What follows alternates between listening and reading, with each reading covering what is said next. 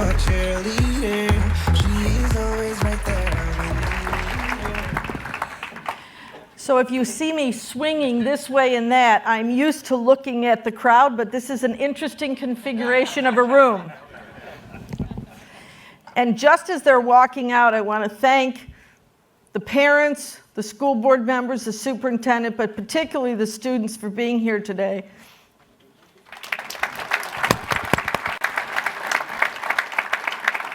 So really, that's one of the things that you miss when you are in a school system all the time and you have opportunities to see kids. I used to say the best time in my afternoon was when I went to have tea at the kindergarten classroom. So we have to look for places to have tea, don't we? I say that because, as was just mentioned, I took this job July 6th of this year. An auspicious time, just as we're starting the summer. And I quickly learned by traveling and speaking to many, many groups about 10,000 miles later what the big issues are. And I was really pleased that I was able to hear the panelists that spoke earlier. I want to thank the chancellor and all of the great people. You know, education is not an easy thing, is it? And you're often in hot seats and you're asked things, and you need to be able to say what the values are that you hold for the children that you influence. And I was very pleased to hear that so many of the things that were mentioned by a number of the panelists, all the panelists, are things that basically I think we all are on the same page. We need to do the right things for children in the state of New York.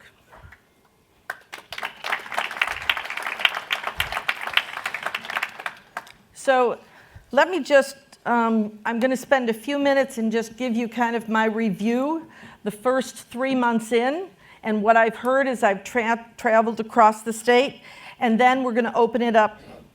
Then we're going to open it up to questions. So first of all, one of the things that I've heard is that people are concerned about Common Core. Somebody's laughing here. That might be an understatement, but I do think people are concerned about that. So I've always been a strong proponent of challenging students because I don't think we expect enough of our children.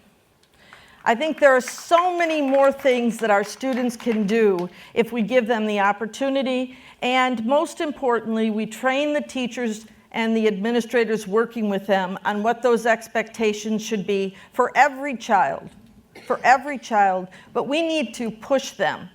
I used to say in my district, as a superintendent and then at one point in my career in charge of all the high schools, you can't get senioritis in 9th grade.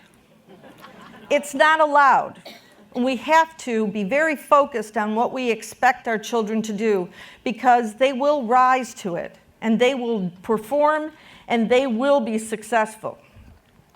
So when we talk about Common Core and we talk about raising standards for children, we have been raising standards in the United States since 1647, when we had our first schools, and the teachers in that school, I'm sure, said, what are the things that my student needs to know when they walk out of this school? What will prepare them for the next thing that they're going to do in their life? And I think it's extremely important that we raise the standards, not only in New York, and good work has been done on this, but that we have high standards and high expectations for our kids. But I also believe that it's important that the practitioners and the people that are involved in establishing and in teaching the standards have an opportunity to review them. Now, we have been in this now for about 5 years, and this is a time for us to review the Common Core standards and to look at, after teachers have been teaching them and administrators have been working with them, and parents have been influenced by them to have an opportunity to review the standards for the state of New York. So this is a timely convention because you will be receiving, as school board members and as administrators and as teachers, you will be receiving a request to please go online and to review the standards, the Common Core standards that were adopted in New York State. We're doing that so that the practitioners and the people that I have spoken to as I've traveled, who have said to me, we think that there's some standard. Basically, people agree with high standards for our students. You had several of the panelists earlier speak about the fact that our kids have not been as prepared as they could be, and we need to be responsible to support higher standards. One of the things that I want the people of New York to do, the parents, the teachers, the administrators, the practitioners, and the school board members, is to go on and give us your feedback on the standards. You'll be receiving the directions on doing that. We're going through the School Boards Association, as well as all of the lists that we have. We're going to be doing a direct mail to our teachers, to all of our superintendents, our principals, to everybody, asking you to take the time to go on and give feedback on that website. And then we'll have a review with teachers and administrators and practitioners on what came out of our survey, and ultimately, if that determination is made to go to the regents and change the standards, then we will do that. The people that are working with the standards need to be able to give the feedback on the standards that they have seen and they've worked through with students. So I hope all of you will take the opportunity to do what many of you have told me is necessary. We need to look at what we're doing, and we need to see if it's the right thing to do. So please take advantage of that survey. So let's check that first thing that I have heard consistently across the state, and that is, let's review the standards. We're also making a recommendation, although I understand it's already in place, that we on a regular basis go back and as a state, we review the standards. We have been getting our kids ready, and I think Chancellor Tisch mentioned the fact that our students aren't coming out ready to do what they want to do, whether it's college or career, whether they want to become involved in some other part of a life that would allow them to be successful, what they determine to be successful. We have to have lots of opportunities and options for our kids and prepare them for whatever they want to do. And we feel like that's an important part. And as the surveys have been done, I know numbers of organizations have done them. I know NYSSBA has done one. We've had other surveys. People are saying the standards are okay, but let's look at them. Let's look at them. So I ask that you be part of that. Another thing that I think is extremely important that we look at is the assessments that are associated with the standards. Would you agree? Yes. And that was a conversation that we had with the previous panel as well. So let me say this. The important thing about the assessments is they have to match the standards that teachers are teaching to. Right? That's what the assessments have to do. And I will say that within the first 10 days of me taking this position as commissioner, we changed the testing firm that was hired to do the tests in New York. And we have a major focus with our new assessment company to put teachers at the forefront in the development of the assessments.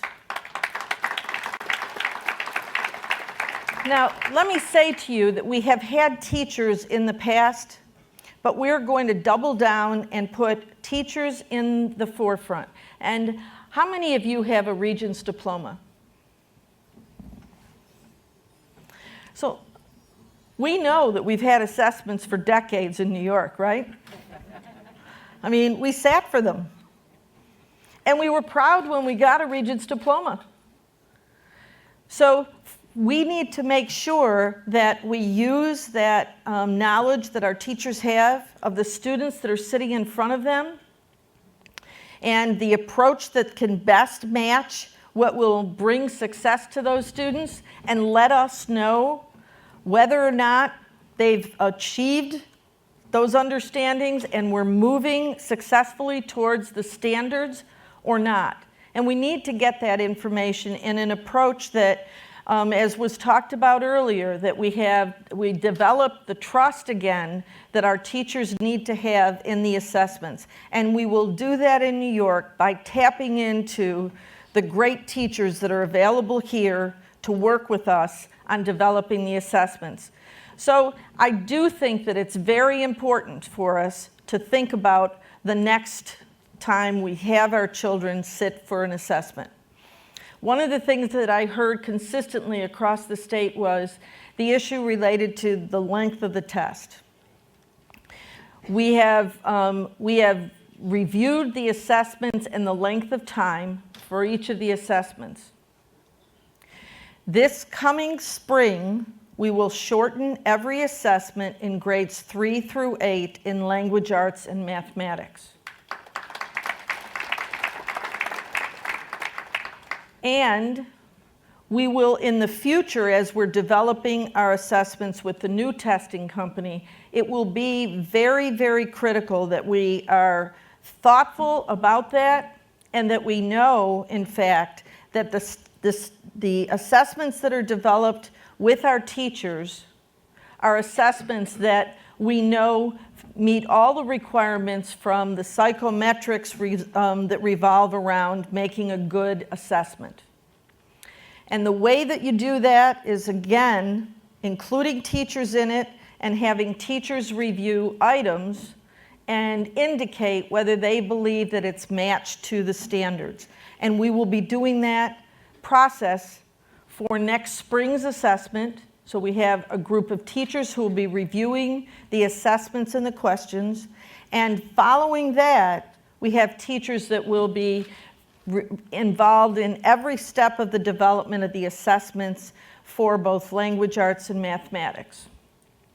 It is an extremely important process to have the practitioners that every day are doing this to be able to give feedback and support us as we move to develop very high quality assessments that let us know where we are, give us an indication of what we need to do to make sure that we have students who graduate from our schools college and career ready and ready for any opportunity they want to take advantage of. We also mentioned with the team that was up here before, the panel, specifically the issue of computer-based testing. And let me talk to you a little bit about that. We have included that in the contract with our new assessment company. And the reason that we have was one of the other things that I heard was teachers want to be able to get the information back as quickly as possible. You must hear that. You want to know as quickly as possible. And we haven't been really skilled at getting things done quickly. That is the first laugh I got out of the whole crowd here. So we haven't been real quick. And I think it's important for us to know that when you are doing it, and you're having kids take the assessment, and it really makes a difference when they're doing the assessment that we have the opportunity for different types of questions that do match the kind of standards that we're asking our teachers to teach to, but that also when the assessments are given, we can turn that data around quickly in friendly formats. When I say friendly formats, it doesn't mean that everybody would understand it easily, but what it does mean is that teachers don't have to spend a lot more time figuring out what the assessment really told them about their students. So we're looking at all of the formatting on how we report on the assessments, but that will all really be much more efficient for all of us, but particularly for the state ed department, if we move to computer-based assessments. And there's another, I think, a wonderful opportunity, and it was mentioned by Mr. Weinberg earlier, and that is the opportunity to do assessments that will really be like smart assessments. And let me give you the example of that. A student is taking an assessment and they're not doing really well. We don't want them to necessarily sit for every one of those questions. We want adaptive test questions to appear and to actually be individualized for where that student is. This would be particularly helpful for our students with disabilities. So we're really saying this is going to be a move that ultimately we want to, in New York State, be the leaders of appropriate assessments of students in the country. It doesn't have to be something that isn't tied to how a student is performing, but you need to have the ability to shift that, and it will come to us when we have the opportunity to move towards computer-based testing. Now, all of you school board members need to understand that it's important for you to know where your school district is in terms of getting ready for computer-based testing. We believe that we're slowly doing this. We believe that the approach to take is, for the first year, we're asking one school from every district to take some portions of the field test on the computer so that we know that, in fact, you have the infrastructure necessary and people start to think about what this can do and what you need to do to be ready. But it's in the context of the $2 billion infrastructure bond that was passed in New York, this is our time to look at what we're doing to make sure that we're ready for our students as they leave high school and go into the next chapter of their life. I have a story that I always think kind of brings things to reality. At one point in my career, I was in charge of programs that we were establishing in Hillsborough County to support desegregation in our schools. And they were magnet schools. And you've had magnet schools in New York for a very long time, but we were kind of behind a little bit, I guess. And so I'm trying to sell a computer and technology magnet school to parents for their elementary children. And I'll never forget being in an audience, being in a high school auditorium and presenting to a full crowd that this was a program that really would help their children as they transition to adulthood to get used to technology. And many people in that room thought, my kids are never going to need to use technology. They really don't need that. Now I want you to flash forward to where we are right now. We all have devices. We use them for virtually all communications. We get communications constantly. We find out things by pressing Google and typing in one word. We ask questions of these things all the time and we get answers. We have people speaking to us from our devices. So I would suggest to you that it is a responsibility that we have to get students ready for the next part of their life, which is going to really require being able to function in a very, very technology-based environment.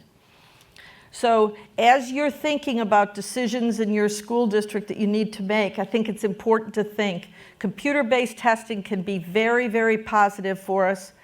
We're going to be very careful in the implementation because we want it to go well, but please keep that in the forefront as you're moving forward. And I think it's important just to touch on the point that as an educator, I believe assessments are important. I don't think there's any question. I was in front of some superintendents and some administrators this morning, and they said to me, their teachers assess all the time. Teachers do that. It's not always formal, It doesn't have to be done certain ways with all sorts of protocols, but assessments are not a negative thing. They inform the instruction and the way that teachers interact with the children. They inform how they work with children, and they give a lot of background for what a child needs as they're moving forward in their education. So assessments can be very good, and I think it's important for us to talk about what is good about assessments. Now, I also agree that parents in the state have the right to not have their children participate in assessments. The reasons that I heard from parents of why they aren't, number one, they're too long. Well, we've addressed that to the greatest extent we can for next spring. As we move forward, we're going to address it even more. Secondly, they are not sure that data is used. And so we have to, as administrators and school leaders, and as the commissioner and state ed, and as teachers, we need to seek out information about how well our students are doing and use that as we determine the approach we take to deliver the standards. And the third thing they said to me, which leads me to the next point, is my kids love their teachers and so do I. I think the assessments are hurting their teachers. So we have to address these issues. But I think the conversation needs to be about those issues and not about the use of assessments in education, because good teachers use that all the time as a tool. And we need to allow that to occur and not make the boogeyman the assessments and just call out where the problems are. So that we can let parents know there are reasons to do assessments, State Ed Department, we're putting together a toolkit that can be used by superintendents, by principals, by school board members to talk about why assessments can be very informative, how they can be used positively, and what they do to help us in New York State as we move forward. So I hope you take advantage of that. It'll be available to you. And we're sending it to each of our schools in a click in that technology that we all have to be prepared to use, so that you can then take that, and as you're speaking with parent groups, talk to them about the issue of assessment and the things that shouldn't be considered as the reason to not have your child test. But reality is we have to address those issues.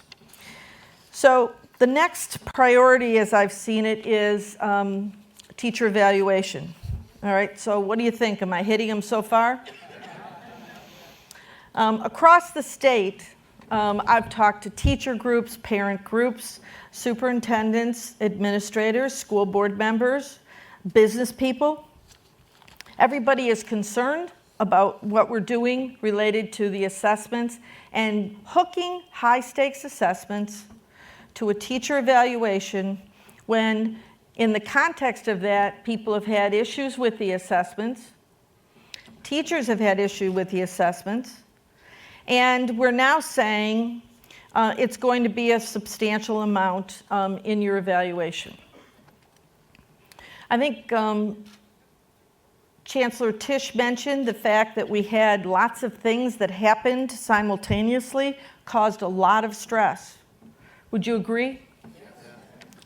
And so now, instead of saying, oh, let's not do something, we have to be positive about what we can do. And so as the commissioner, here are the things that I think we have to do and be very purposeful about. First of all, at the last Regents meeting, the Regents approved a waiver for small districts who were having difficulty getting an outside evaluator. I had heard that from a number of districts. Are any of you in that situation? Yes.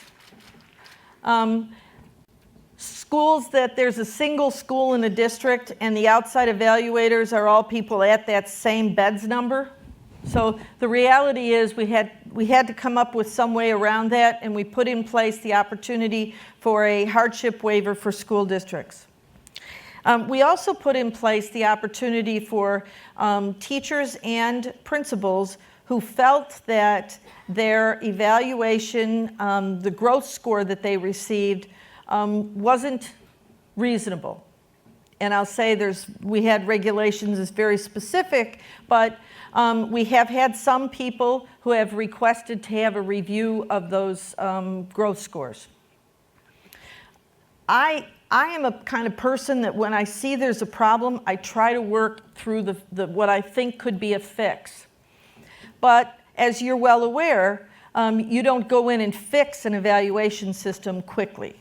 So we put in place that opportunity for a request on a review so that we could take the time to review very carefully what we're doing with the growth score.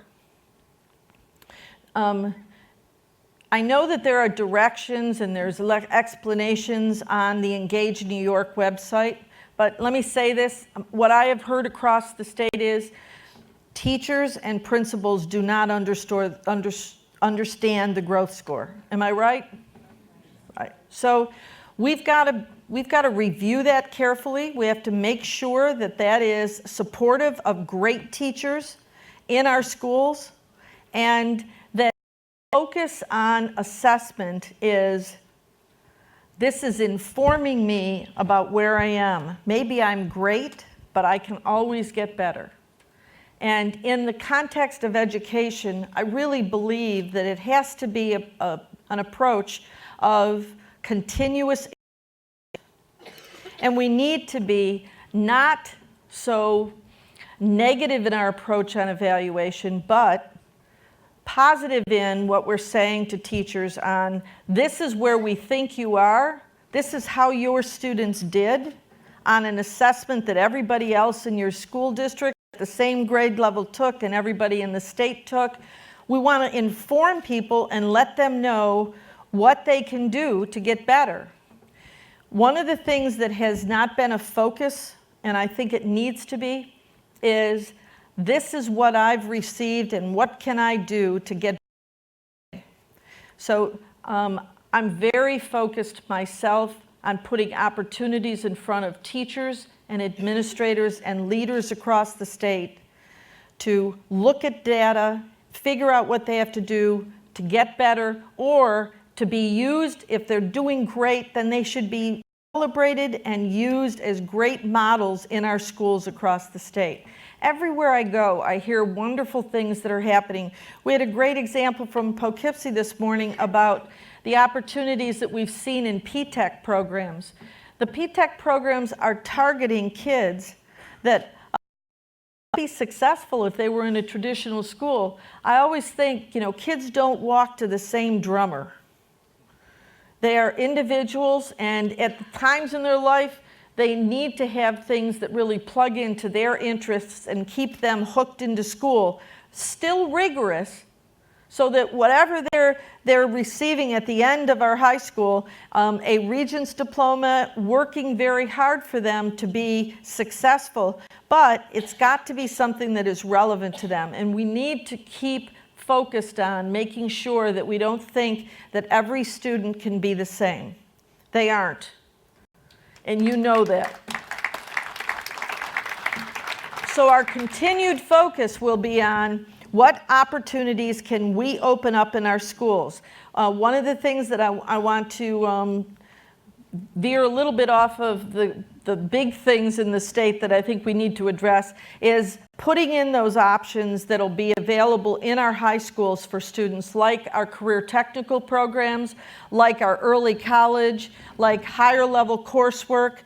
We have to all work together to make sure that we keep our students engaged in quality instruction. Ultimately leads them to be successful. Whatever they want to do, college, career, university, immediately go into the job market, whatever.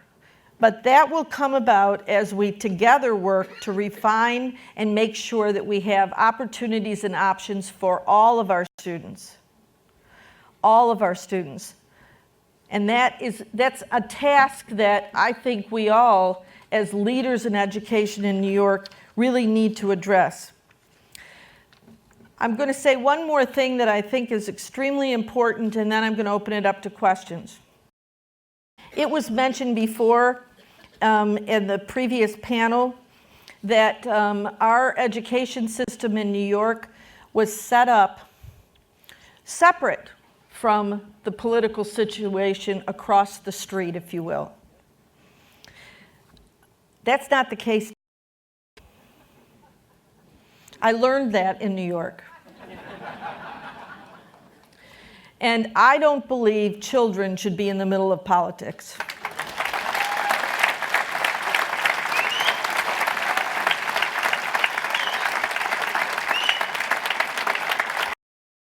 Thank you for those whistles. I haven't gotten a whistle in a while.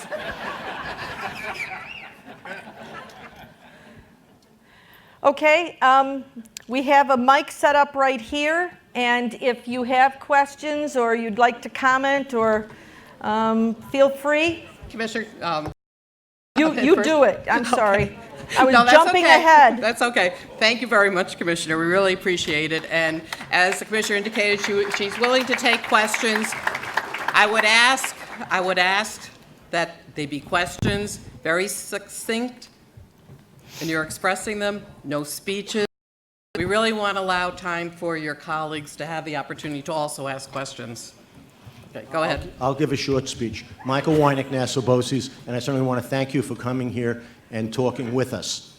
You hit upon all of the biggies except one. Okay. This is my 12th year on Nassau BOCES, and I'm starting on my 4th district superintendent.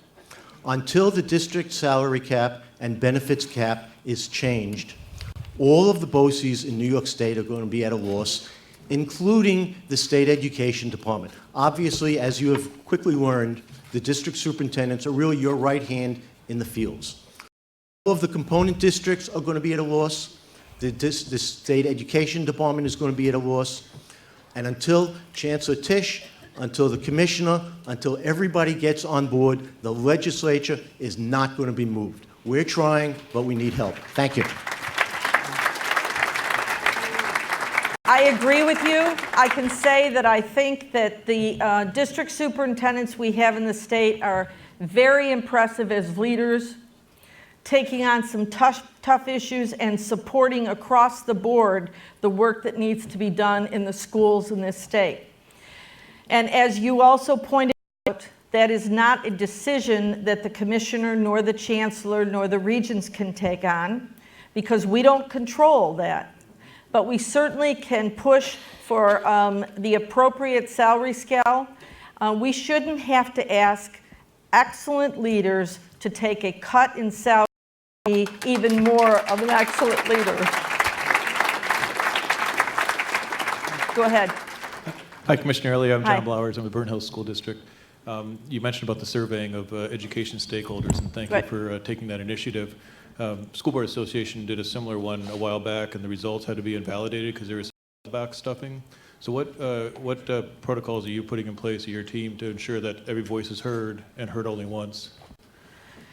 So there's 2 states that I know have done this, and we hired. So I'm a big believer in let's use smart people that have already done it successfully to do it for us. And so we hired a firm that is doing it. They have done Kentucky and New Jersey, and they have put the controls in place. Now, I will tell you, when you read that a high school kid has gone in and has opened up the email accounts for the head of the CIA, I can't guarantee that we have controlled it all, boys. But I will tell you that we have the controls in. I want to say this, and I hope that you all go back to your districts and share this. I think it's a great idea to have principals have their teams of grade level teachers talk about those particular standards. And then I am suggesting, and we're putting this in the letter, I'm suggesting that principals take the time in a faculty meeting to have their teachers go and give that feedback. I had a conversation with the NYSSBA staff the other day, and we really feel like this is so important that we should give teachers the time in a day at their faculty meetings. I used to guys, and there are things you can put on paper for somebody to read if it's really that important, but let our teachers go on and have some time. You are not really going to go in, probably, and give information on all 2,000 and some standards. But if you've got teachers that are teaching in any grade level, they should go in and give us that feedback about that grade level, standard by standard. So I hope we have all the controls in place, but we'll see. Thank you. Hello, Ms. Elia. My name is Chris Cerrone. I'm from rural Western New York in Springville, represent the Springville Griffith Institute, and I'm actually one of the parents in New York State to publicly opt out their children, and I really have a feel for the pulse of the opt-out community.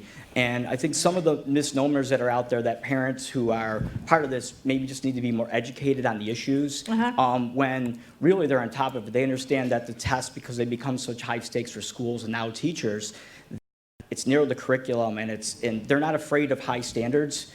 They're afraid that their children's opportunities for critical thinking and creativity are now being stifled because of the natures of the tests, how important they are.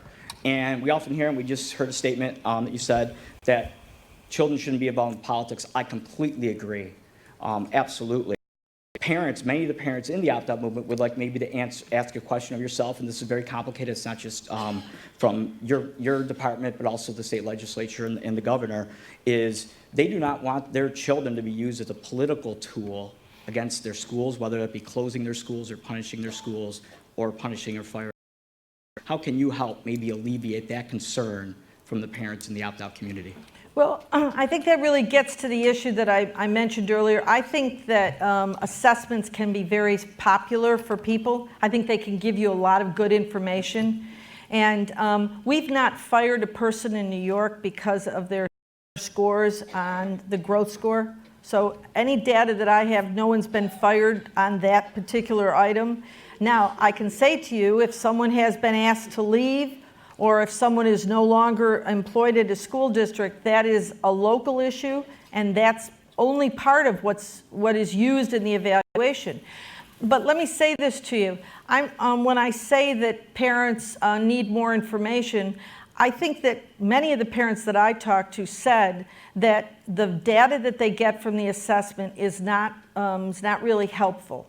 I don't think that's really true. And I think that there's education. Many of you who have used the data to say, we need to do some support in this particular school or in this area. So the data can be used effectively.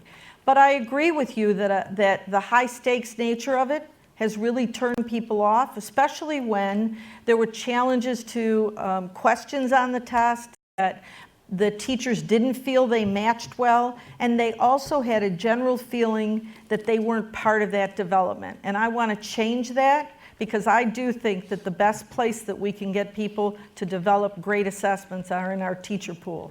So the changes that we're suggesting are reflective of what I have heard across the state. But I have also spoken with groups that are leaders in the opt-out movement, and a number of the things they've brought up are things that I mentioned to you: the length of the test, whether it's appropriate for every kid that we sit in front of that piece of paper. Those that we all have to deal with. Thank you. Thank you. Hi there. Hi there. Good afternoon. My name is Jennifer Uraka. I'm a Arlington Board of Education member in Dutchess County, as well as an educator. I have 3 concrete questions. My first question was, what is the turnaround time in terms of the feedback that you're asking? How will it be disseminated? So what we're planning on doing is having it up for about 6 to 7 weeks. All of the information on when it should be completed is on the website, but it's about 6 or 7 weeks. And then that would be the initial part. As we go through this, we're putting together a committee of people. I mentioned many practitioners that'll be part of it, and then ultimately it'll come back to the regents probably in January, I would say, or February.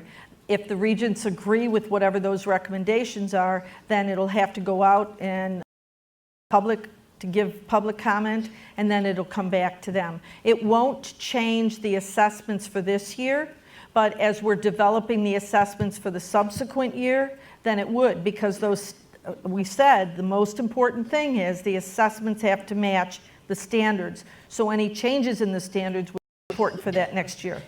Okay. My next question was, you had indicated that the test would be shortened. Do you have an indication of how long?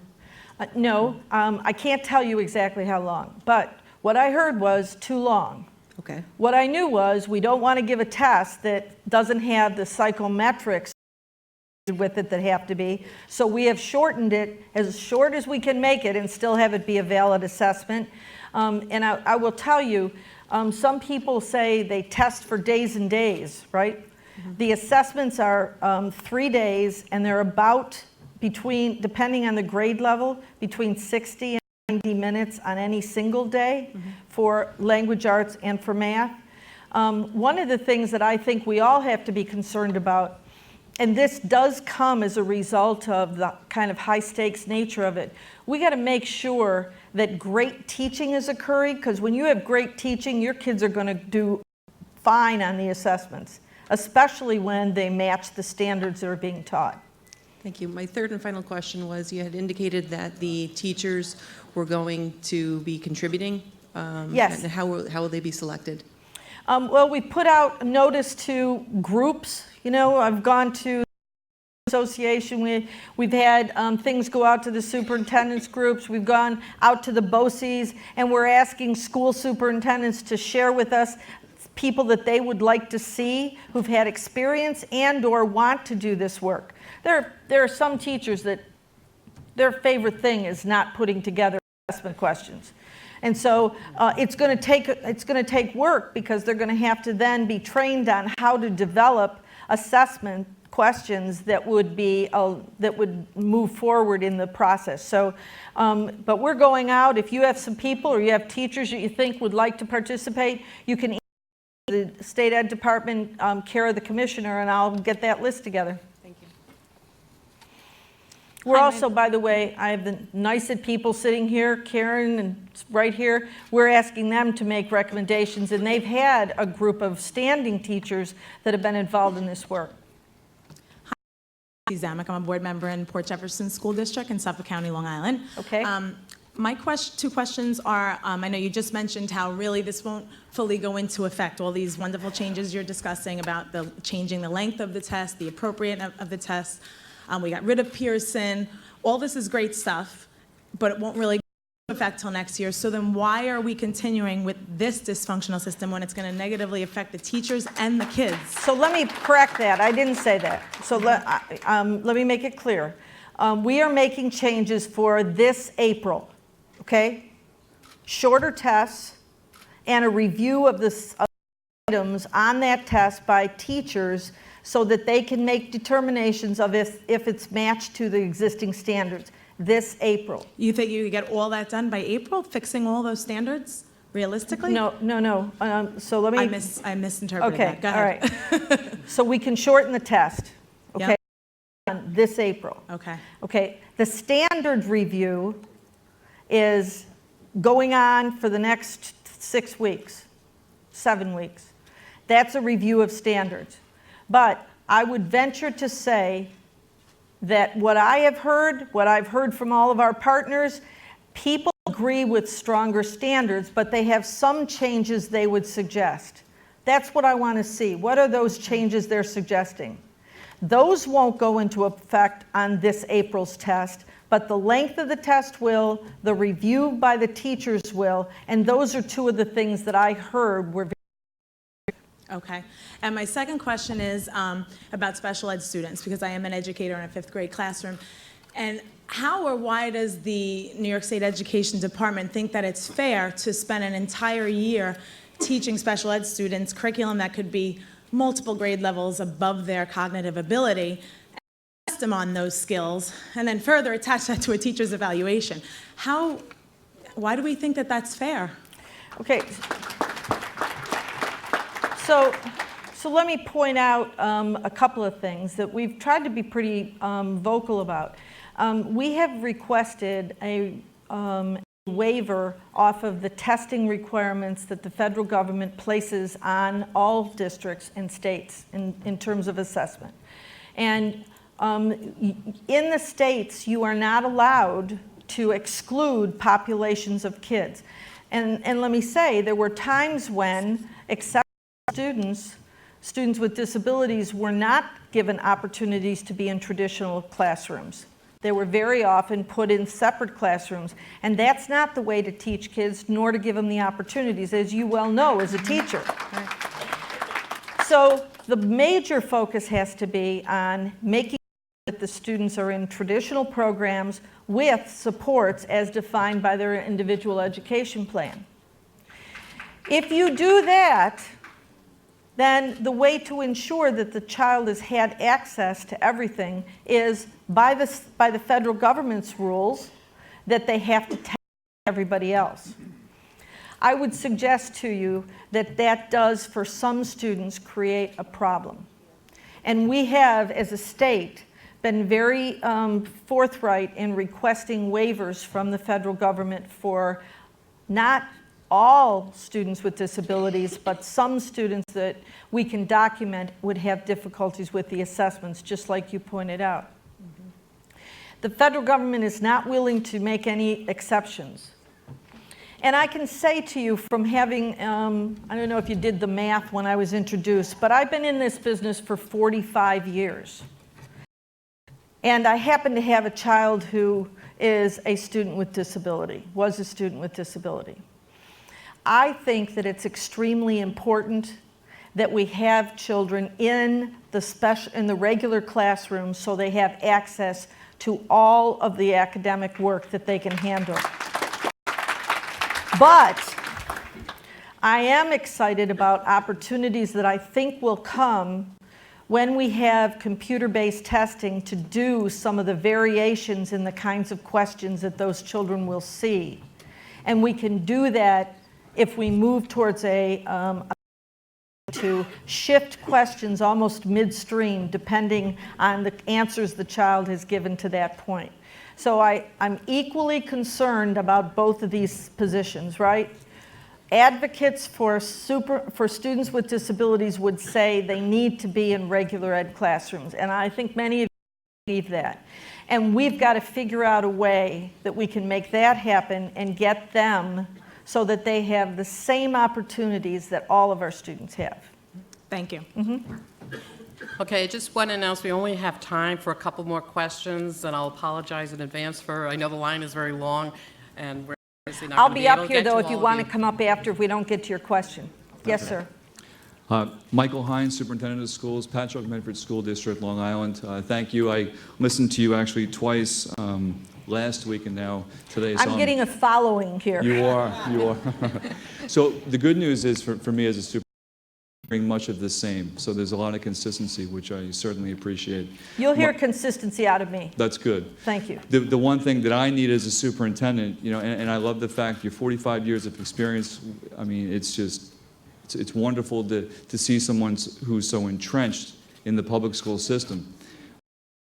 And one of the biggest concerns I have as a superintendent is the fact that we are moving forward with APPR and state testing. And in some ways, it seems like the road is being paved as we're moving forward. So my question to you is, I was hoping for a suspension and an amending of that law that's out there right now with APPR and state testing. Is there any way, I know that you're saying the federal government you can't do much about, but I look at your position just like in my position in my district and the other superintendent here, we have significant influence in our communities. And I'm hoping that you can continue to advocate for a suspension and an amendment of what's going on until it's totally corrected. Because when I hear online testing 2020, when the tests aren't even right now, that makes me a little nervous right now. So I'm thinking if you could really be the advocate for this, to suspend and amend possibly, and everything is corrected, let's look to online testing. That would make sense. Well,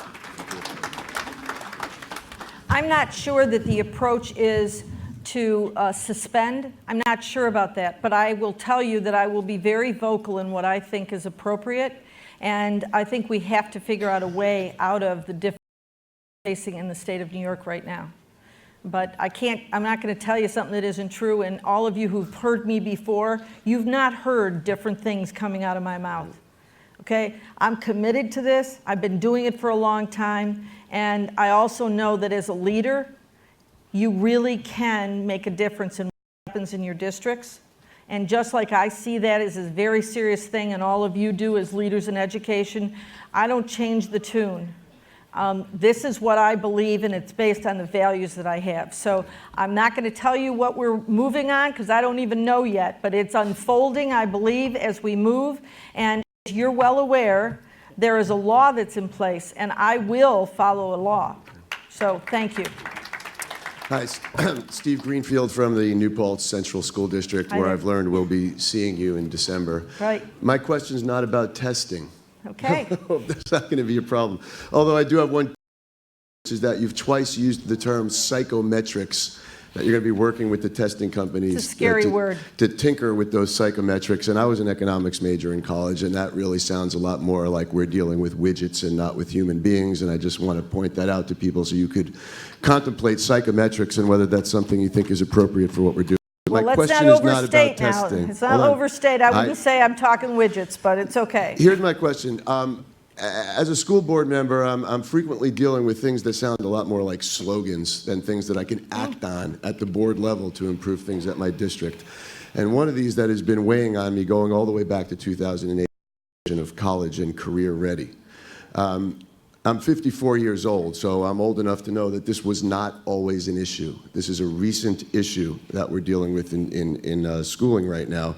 And my question to you is, what if the issue is more about the exporting of our blue-collar trades and the ease of offshoring digital jobs from the moment of their success in the marketplace, and not so much what we're doing in school? Even people today that are very well trained in the digital economy have no job security whatsoever. So my question really is, what if this problem is not one to be solved inside the brick and mortar of school districts, but it needs to be solved by the government agencies that created them in the first place? Well, I would suggest that you share that political view very clearly with everybody that's in Albany and in Washington, because it certainly is a statement about whether or not we've done what we need to do with our economics in this country. I go by what I'm told by what's occurring in our colleges and universities. Now, I can tell you, I do think that we need to look at that carefully too. I want to know what the standards are in every one of the colleges across the state to know whether our kids go in and really do need remediation. But if they do, we got to figure that out. Okay, but do you personally believe that this problem of career ready is something that can be solved within the brick and mortar of the public school system in New York? Do you Yes. think we solve it? I don't think we can solve it totally, but we are a big issue, and we need to figure it out so kids are ready for whatever they want to do after they finish high school. Hi, Excuse me, there's only time for one more question, and I would really like to defer to the student who's right behind you. This is really short, and I've No, please. okay, but other people asked multiple questions. I will be right up here, I promise. Yeah, the commissioner has promised. Sorry. Thank you, Madam Commissioner. My name is Thomas Ledbetter, and I'm a student from Newark Central School District, Newark, New York. You mentioned in your reviews of Common Core about, how do I put this? Involving practitioners and administrators and teachers and stuff like that. They're on that practitioner line. I was just about to say, and I was going to ask that the implication of a bigger point of that, do you believe that students should be able to have a say in these standards and how these standards are implemented? That's my big question. Sure, absolutely. You're in the classrooms every day with your teachers, and you probably are giving them feedback, whether it's obvious or not, as to whether or not you're learning it. Mm-hmm. I do think that standards are important for students and for teachers to give feedback on, and I should have mentioned students, and I appreciate you coming up and pointing that out. Thank you very much, Commissioner.